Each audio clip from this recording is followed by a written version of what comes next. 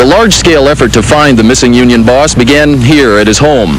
This is where young Jim Hoffa came outside during the first few days to keep us posted. This is where he announced the $200,000 reward for finding his dad. It's also where he announced the Where's Jimmy Hoffa bumper sticker campaign here. This is where the first anonymous calls and extortion threats came in. After those calls and after pressure from the Hoffa family, the FBI set up a command post inside the house, including phones, radio equipment, TV, and cots. But up until the command post was set up, the Bloomfield Township Police Department was handling the investigation. The tips began pouring in there after Hoffa's son made a plea for information during the first night we were camped out at the Hoffa house. During the next few days, the search focused on the shopping center behind the Macus Red Fox restaurant. Temptation to phone in a Hoffa tip grew as the reward money grew to $325,000. Among the suggested methods of finding Hoffa were ESP, body reading, astrological charts, radionics, mysticism, and witchcraft. A month after the disappearance, there was a retirement party for Boyd Simmons, originator and director of the Detroit News Secret Witness Program. I've never seen as many screwballs and show. Everybody who has a crystal ball or thinks he has got in touch with us. More so than in any other murder case? More so than all the rest put together. Why do you think that was? I don't know. I think that Hoffa was so well known, and so were some of the other people whose names appeared in it, that it became kind of a joke. Of all the theories about why Jimmy Hoffa vanished, those most often heard blame organized crime.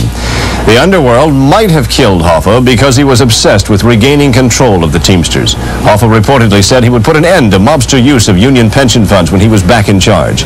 But even if that idea is true, the Justice Department has emphasized there is nothing to prove present Teamsters President Frank Fitzsimmons was involved in Hoffa's disappearance.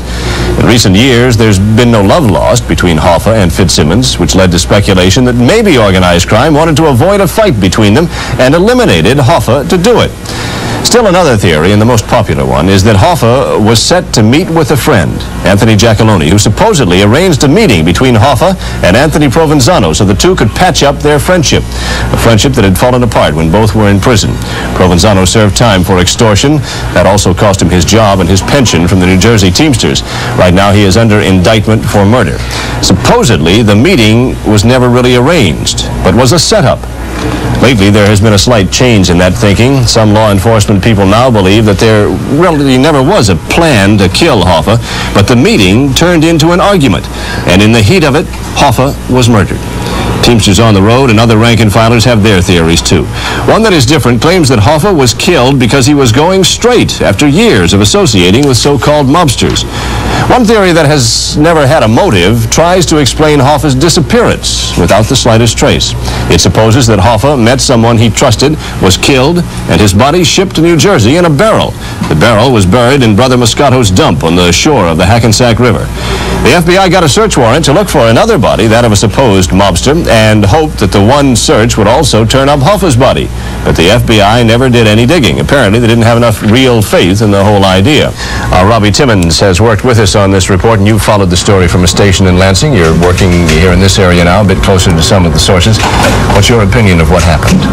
Well, regardless, I think, whether it was the Teamsters Union involvement, organized crime, or a motive of revenge, I think I look at the personality of Jimmy Hoffa. He was a very powerful and very influential man with the ability to shake things up in the Teamsters Union. So he had a lot of enemies, people who did not want him to take over leadership of the union. I feel those involved with Hoffa's death are very influential, very powerful themselves, and capable of covering up the facts.